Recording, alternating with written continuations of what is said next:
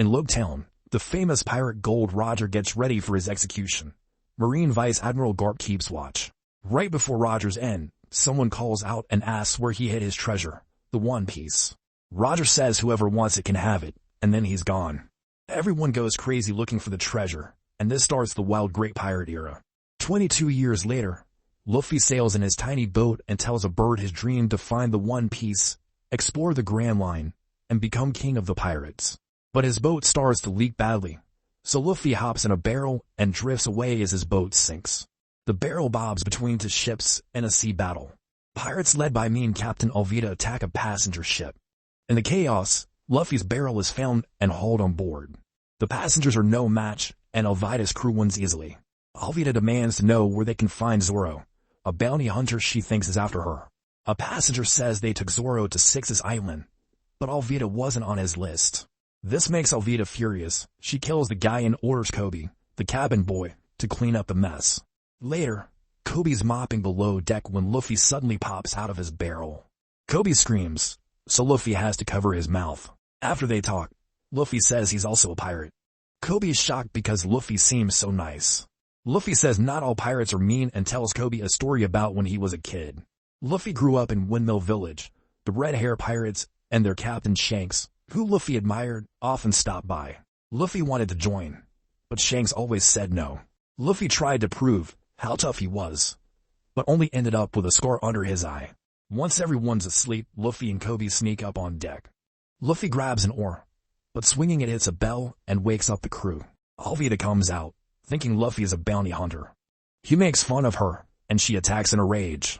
The rest of Alvida's crew joins in. One shoots Luffy, but he just bounces it back. Luffy announces he has a rubber body superpower. He uses it to easily dodge and defeat the pirates. In the fight, Alvida starts a ship fire and then tries to kill Kobe for it. But Luffy gets hit instead. He winds up his stretchy arm and sends Alvida flying overboard. Alvida's crew gives up right away.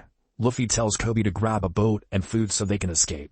Meanwhile, on Six's Island, Zoro gets approached by Mr. Seven, who wants him to join a group of killers. Zoro laughs at the offer and insults Seven, who attacks right away with his swords. Zoro fights back with his own swords and easily cuts Seven in half, showing how skilled he is. The next day, Luffy and Kobe sail on a tiny boat, and Kobe asks how Luffy stretches. Luffy says that 10 years ago, he was with the red hair pirates at a bar and snuck a peek in their treasure chests. He found a box with a weird-looking fruit and ate it without thinking twice. Right then, the bandit Higuma and his gang came into the bar asking for drinks. The bartender said she had none left. Shanks offered the last bottle to Higuma, but he smashed it instead. Shanks just cleaned it up, and Higuma wrecked more things before leaving. Luffy called Shanks a coward for not fighting. When he tried to run off, Shanks grabbed his arm. Everyone was shocked when Luffy's arm stretched. Shanks knew right away he'd eaten a devil fruit.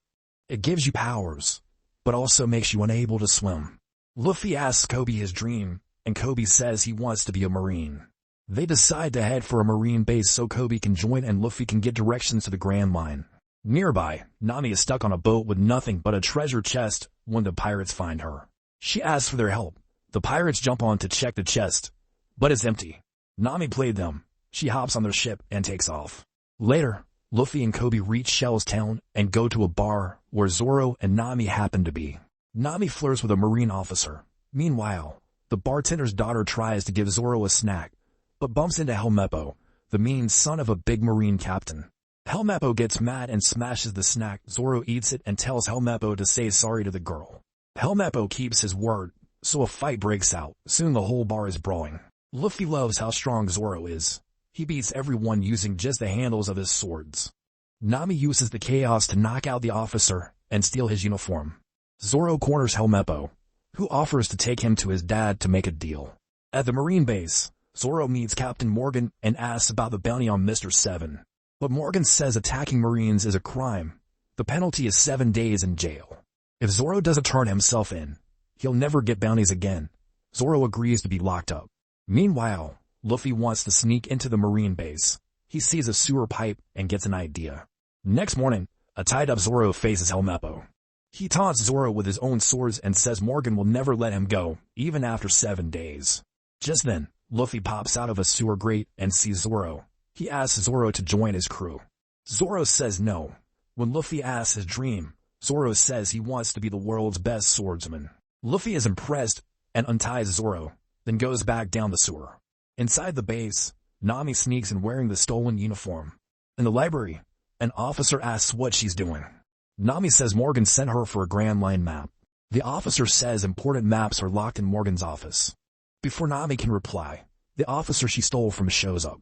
Nami takes out her staff and beats them both up with surprising skill. Luffy falls through the ceiling right then. Nami keeps up her lie and tries to arrest him. But Luffy heard everything and follows her so they can steal the map together. Meanwhile, Helmeppo is playing with the stolen swords when Zoro breaks back into his room. Helmeppo asks if Zoro will kill him. Zoro says he'll do something even worse. Back with Luffy, he and Nami bump into Morgan. Nami pretends she's an officer taking Luffy to jail, and Morgan falls for it. As he leaves, Nami steals his keys. Luffy asks her to join his crew, but she hates pirates and says no.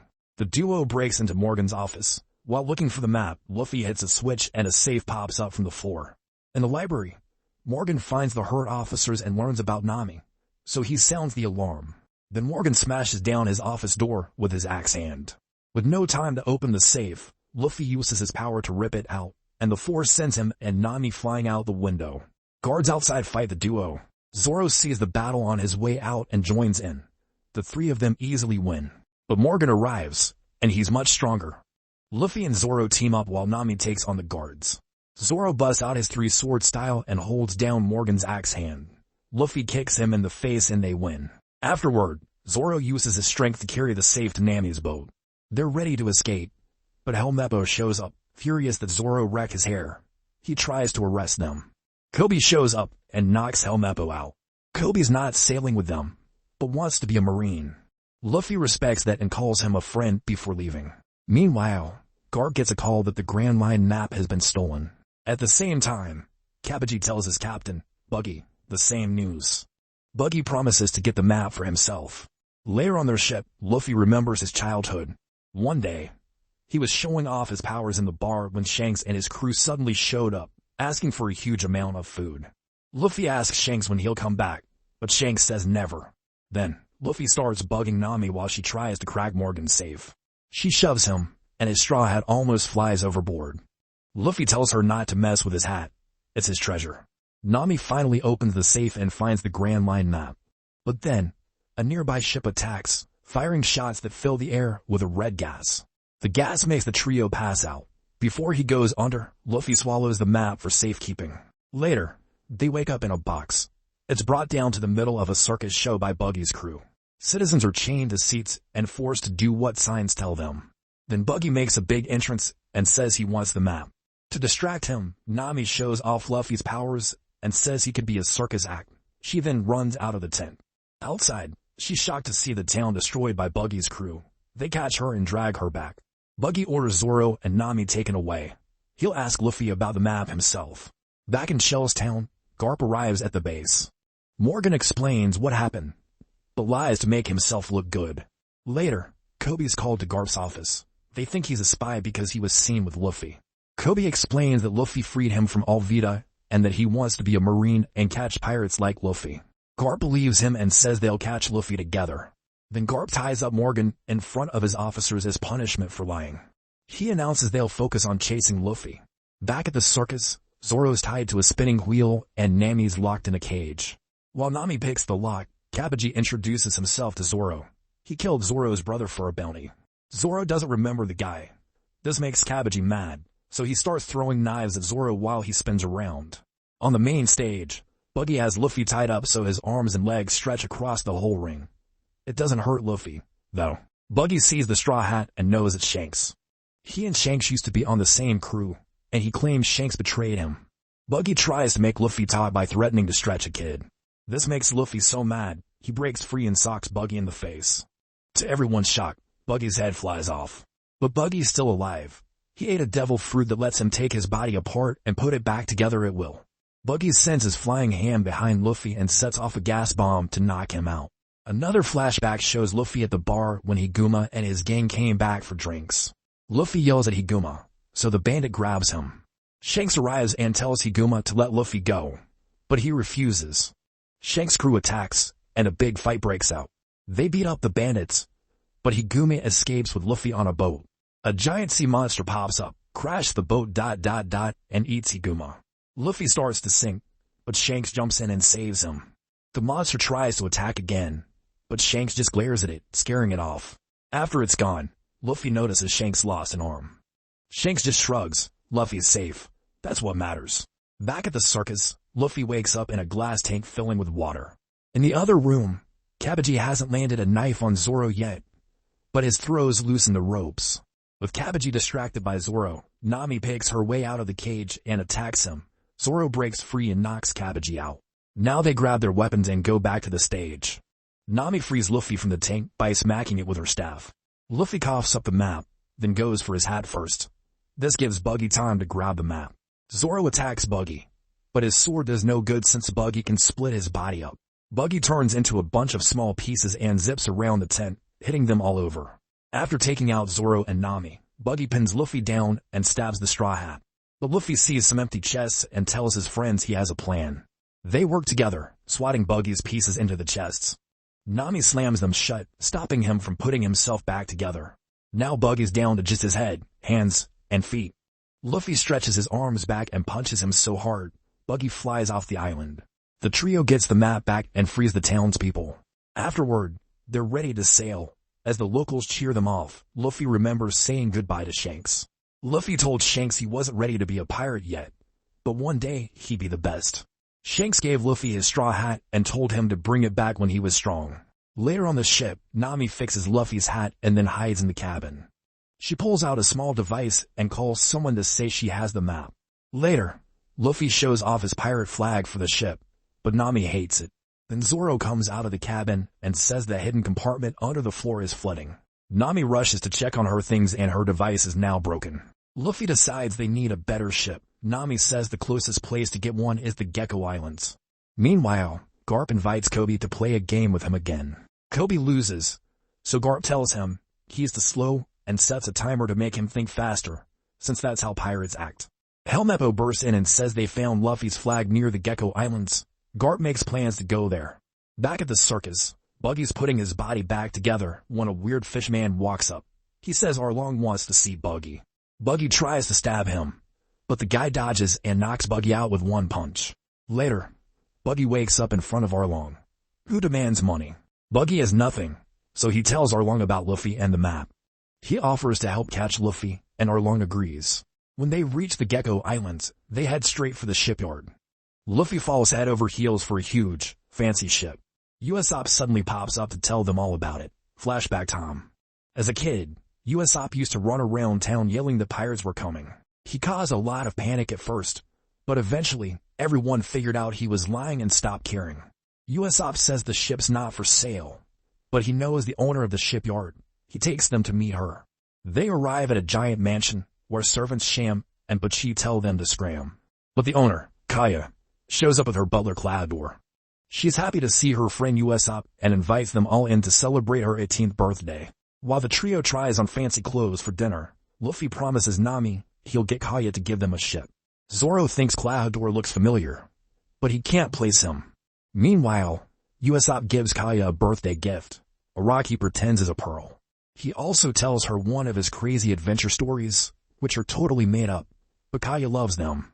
Later, Cloudor brings Kaya her tea.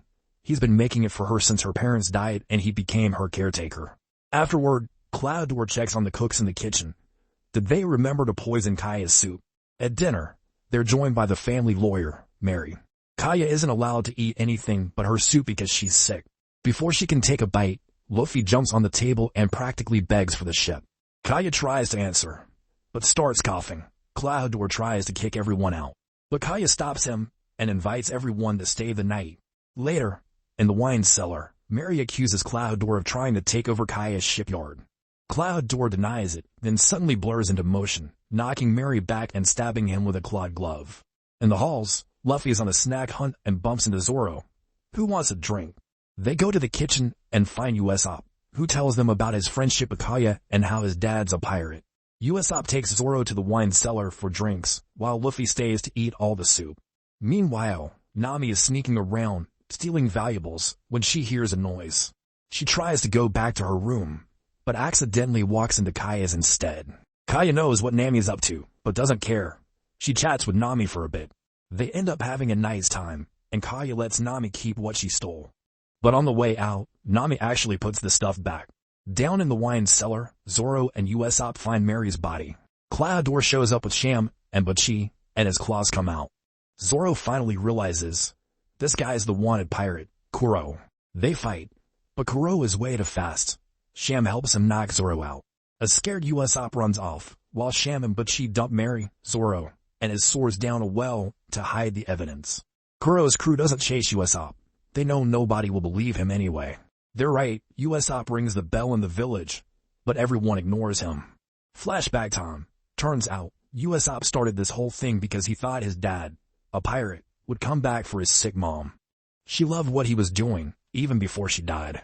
Now Usopp collapses in despair, and Kobe shows up, saying he believes him. In the mansion, Nami finds Luffy knocked out. She tries to move him, but the bad guys show up, so she hides in a closet. They find Luffy too and discuss their plan to kill Kaya and get the shipyard. Nami hears the whole thing. Then Usopp bursts in with Kobe and Helmeppo, accusing Kuro of being a pirate. Kobe can't arrest Kuro without proof, so Kuro gives them Luffy to make them leave. Nami seizes her chance. She knocks out Sham and runs like heck. Kuro and Butchie find Sham in the kitchen, who tells them about Nami. Midnight strikes. Kaya's finally of age, so Kuro announces it's time to kill her. Meanwhile, Usopp sneaks into Kaya's room to warn her about Kuro, but she doesn't listen. Then Nami shows up and proves Usopp was right. Kaya isn't sick. The tea Kuro gave her made her the way. Just then, Kuro puts the whole house on lockdown.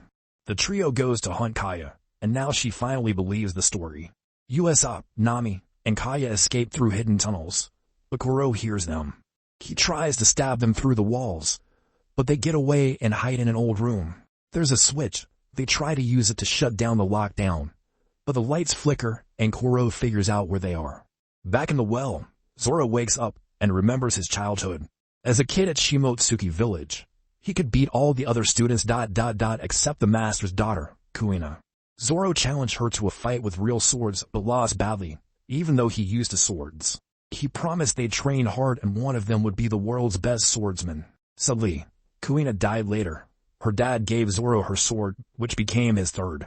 That day, Zoro swore he'd be the best swordsman in the world for her. The memory fires him up, and he climbs out of the well.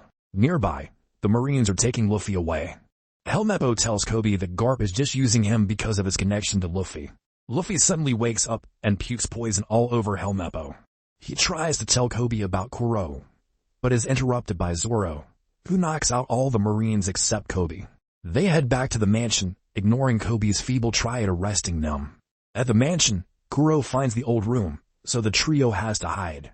Kuro tears the place up, but thanks to Zoro's strength, he and Luffy manage to sneak inside.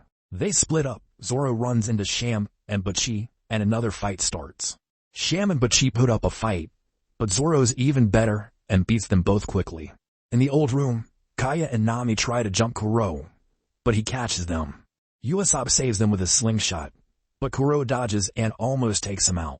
Luffy arrives just in time and starts fighting Kuro, but fails miserably because Kuro is just dang fast. Kuro gives Luffy a nasty cut, but Luffy gets an idea. He freezes up to listen for Kuro's footsteps, then finally lands a punch. After a few more hits, Luffy traps Kuro and headbutts him, sending him flying out the window. Afterward, Kaya thanks the crew by giving them the ship Luffy wanted. He names it the Going Merry to honor the dead lawyer. Luffy invites Usopp to join them, but he hesitates. He wants to stay with Kaya. But Kaya says it's time for her to take care of herself, and she's leaving to study medicine. She gives him a kiss, and Usopp agrees to join Luffy's crew. Kobe and Helmeppo report their failure to Garp, but he's happy when he sees the Going Merry leaving. He fires on them, and Luffy grabs a spyglass to see who it is. He shocks everyone by calling Garp Grandpa. Flashback time. Luffy remembers how Garp wanted him to be a Marine, but Luffy always wanted to be a pirate, so Garp would treat him rough. Garp keeps firing, and Luffy tries to shoot back, but he sucks at using a cannon. Garp tells them to give up. When Luffy refuses, Garp grabs a cannonball and hurls it with his bare hands. Luffy bounces it back with his rubber powers. This wrecks the marine ship's sail, and Kobe pushes Helmeppo out of the way just in time. The Going Merry sails into the fog and gets away. Later, Garp calls a pirate named Dracula, who's in the middle of a brawl. Garp hires Dracula to find Luffy. Dracula agrees, slicing a whole ship in half while fighting. The leader tries to shoot Dracula, but he cuts the bullets down with his sword and kills the guy quickly. Garp's call is overheard by Kobe, who asks Helmeppo about it. Helmeppo explains Dracula is one of the 7 warlords, super strong pirates who work for the Marines. They do the dirty work, and their crimes are ignored. Kobe thinks this is messed up and goes to talk to Garp about it. Garp just says the world is unfair, deal with it. Meanwhile, Luffy smells food and tells Nami to go that way. They find a floating restaurant. In the kitchen, Sanji's making a fancy dish. But the owner, Zeph, tells him to stick to simple stuff and makes him serve tables. On the main floor, 2 guys are fighting. Sanji stops them with his crazy martial arts skills, and Luffy is impressed. Sanji takes the group's order, and soon they're chowing down. But then the bill comes, and Luffy can't pay. Zeph makes him do chores for a year to pay it off. Luffy heads to the kitchen to wash dishes and tries a bit of Sanji's fancy food. Meanwhile, Nami's tired of this pretending to be nice stuff and makes a deal with a sailor to ditch the crew. Later, Sanji's on break. Luffy tells him he loved his fancy dish and asks about his dreams. Sanji wants to find the All Blue, the legendary ocean where all for seas meet, so he can find super rare ingredients. Just then, the only survivor of Dracula's attack shows up, barely alive. Sanji feeds him even though Zeph hates people who can't pay. Luffy is even more impressed and invites Sanji to join his crew. Sanji says no, he owes Zeph. Soon Dracula himself arrives and asks about Luffy. Zoro, seeing he's the world's best swordsman, challenges him to a dawn duel. Meanwhile, Luffy yells at Zeph for holding Sanji back. He also blurts out that Sanji fed the starving guy, which impresses Zeph. Next morning, Nami steals the map and goes to meet the sailor, but then changes her mind and heads back. The crew meets Dracula and the duel begins. But Dracula thinks Zoro is weak and starts fighting with just a tiny dagger, blocking all Zoro's attacks. He's impressed by Zoro's spirit though, so he takes out his real sword and beats Zoro badly. Amused by the crew, Dracula leaves them alone. They haul an unconscious Zoro inside. Luffy demands a doctor, but Zeph fixes him up with his cooking skills. Meanwhile, Dracula meets Garp and says he let Luffy go. He reminds Garp who's in charge, and Kobe overhears. After Dracula leaves, Garp throws a tantrum and wrecks his office. Back at the restaurant, Luffy asks Sanji how he and Zeph met. Turns out Zeph was a pirate, and his crew attacked the ship where young Sanji worked. Zeph raided the kitchen, and Sanji wouldn't let him touch the food. But then a huge wave sunk the ship. Sanji woke up to find him and Zeph stranded on a tiny rock out at sea. Zeph took 2 bags of food from the ship. He gave Sanji one, kept the bigger one, and sent the kid to the other side of the rock. Sanji stretched his food out for ages, even eating rotten bread. On day 25, Sanji saw a ship and yelled, but a storm drowned out his cries. On day 70, he was so hungry, he went to steal the other bag, and found it was full of treasure. Zeph had lied to save him, starving himself and eating his own leg. They were rescued on day 85. Sometime later, Arlong and his fishman crew show up at the restaurant. They barge in, shove diners out of their seats, and ask about Luffy. Nami overhears them. Zeph tries to feed them to distract them, and Nami rushes to warn Luffy. But he refuses to leave, wanting to defend the place to thank Zeph. Luffy goes to confront Arlong, who has Buggy's head in a bag. Turns out, Buggy left a snail in Luffy's hat, so they've been spied on this whole time. Arlong asks for the map. Luffy tells him to fight for it, but Zeph butts in and tries to shoot Arlong. The bullet does nothing. Zeph gets knocked down, and Sanji charges in, kicking butt with his martial arts. Silly. He's no match either, and Luffy goes after Arlong next. But Arlong's a fish man, super strong. Luffy's punches bounce right off him.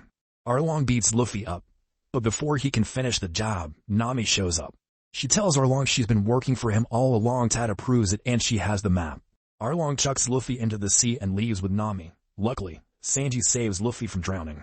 Later, Sanji argues with Zeph, who tells him to follow his dreams and leave. Luffy and Usopp find Zoro is finally awake, so they prepare to chase down Nami. Sanji joins them as the ship's cook, with a teary farewell to Zeph. Luffy reveals he grabbed Buggy's head from Arlong. Now Buggy will guide them back to his body, if they can stand his whining. Zoro threatens to chuck Buggy's head overboard, or locks him in a barrel when he gets annoying. Meanwhile, Nami follows Arlong and his goons back to the Konomi Islands, where they have their HQ and Buggy's body. This is where Nami grew up to, and it brings back memories of her adoptive mom, Belmere, and her sister. Nami always loved maps and sailing, but they were poor, so she stole a book once. Belmere caught her and yelled at her. Nami cried that she hated being poor, and that Belmere wasn't even her real mom, which got her slapped. To make it up to her, Belmere told her she used to be a Marine, and after a fight with pirates, she found the two scared girls. She knew the right thing to do was to stay and raise them. She still made Nami return the book, but the local cop made a deal, no punishment in exchange for chores, and he'd get her books in the future. Then Arlong and his crew showed up, destroying everything and hurting the cop. Back in the present, Nami gives Arlong the map. He sends her to collect the villagers' monthly fee. Luffy's crew arrives soon after and sees how Arlong left the place in ruins. They watch Nami collect the money, but the villagers can't pay enough. Only her sister, Nojiko, stands up to her and spits on the ground before leaving. Nami takes the money, spots Luffy's crew, and tells them to get lost. She doesn't need their help. Luffy announces he's not leaving, and they'll find Nojiko and get answers. Nojiko meets them with a weapon, but Sanji calms her down with an awesome meal. She's impressed, so she tells them the rest of the story. When the pirates showed up, Belmere hid the girls in the basement. Then Arlong came, demanding money. Belmere could only pay for one person, but Arlong noticed there were 3 meals set and attacked her, demanding more. The girls came out to defend her, and Belmere told Arlong to count the money as the girls' fee. Arlong killed her because she couldn't pay for herself. Hearing that, Luffy is even more sure Nami isn't bad and something's up. Meanwhile, Nami goes back to Arlong, who's having a big party. She wants to talk about their deal, but they're interrupted by a Marine captain, Nezumi, who's here for his usual bribe to ignore Arlong's crimes. Nami overhears the whole thing. After Nezumi leaves with the cash, she tells Arlong she's got enough to end their deal, and he agrees. But after Nami leaves to get the money, Arlong sends Nezumi after her. Nami goes to her mom's grave and digs up a chest full of all her stolen loot. Nojiko finds her and yells at her for disrespecting their mom, so Nami finally confesses the truth. After their mom died, Nami went to Arlong and made a deal. He would give her the village back for a huge sum of money, and in return, she'd be his mapmaker. Nojiko gets it. Finally, Nami has been trying to save the village all this time. They make up, but then Nezumi shows up and takes Nami's treasure, since it's stolen. Nami knows Arlong tipped him off to stop her from buying the village back. She starts running back, but she falls and has a meltdown, ripping off her tattoo as she remembers when the goons first gave it to her. Just then, Luffy finds her. He gives her his hat and promises to help. Meanwhile, Arlong gives a big speech to his pirates, rousing them up to destroy the village, which soon goes up in flames. By the time the crew arrives, it's gone. But Nojiko shows up with all the villagers. They know the truth now and want to fight too. Luffy tells them to leave it to him and his crew. Back at the marine ship, Nezumi spills the beans to Garp about Luffy's location. Moments later, Luffy's crew arrives at Arlong's headquarters. Luffy and Nami sneak in to get her map back, while the others start fighting the goons. Usopp gets chased into the forest by Chu. Chu attacks by spitting booze at him, like super fast bullets. Usopp shoots the booze bottle with a flaming pellet, setting it off like a bomb and beating Chu. Meanwhile, Zoro and Sanji battle the other goons and release Buggy's head so he can help. But as soon as he gets his body back, Buggy makes a break for it. Just then, Kurubi shows up and attacks with scary fishman karate. He beats Zoro easily. Sanji reveals his black leg style and fights Kurubi too, kicking his butt. Inside, Luffy and Nami find the map, but Arlong shows up and slashes Luffy's shoulder. Luffy smashes the blade and tells Nami to get out so he can fight Arlong. Luffy punches Arlong's mouth, but his teeth just grow back. Like before, his punches do nothing to Arlong, so Luffy decides to wreck the building instead. As walls crumble, Luffy hits Arlong a few times, then uses a move to drag him through several floors, smashing the whole place. The crew outside worries, but Luffy pops out of the wreckage, announcing he won. That night, the village throws a huge party to celebrate. Marines crash the party. Garp orders Luffy's crew arrested. Kobe and Helmeppo refuse, so Garp goes after Luffy himself and a fight starts. It's an amazing battle, but Luffy can't beat Garp, who grabs him and tells him to give up. Luffy refuses to quit his dream and laughs, reminding Garp of Gold Roger's execution.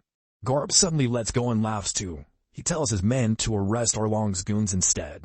Turns out Garp has been testing Luffy to make sure he's tough. Now he can leave knowing his grandson is okay. Next morning, Nami says goodbye to her mom's grave and her sister. Nojiko gave her a new tattoo to cover the old one. Before they sail, Kobe visits Luffy and shows him that Nezumi got him a bounty of 30 million, the highest in the East Blue. While everyone across the sea notices, Luffy's crew finally feels like a real team and sails away.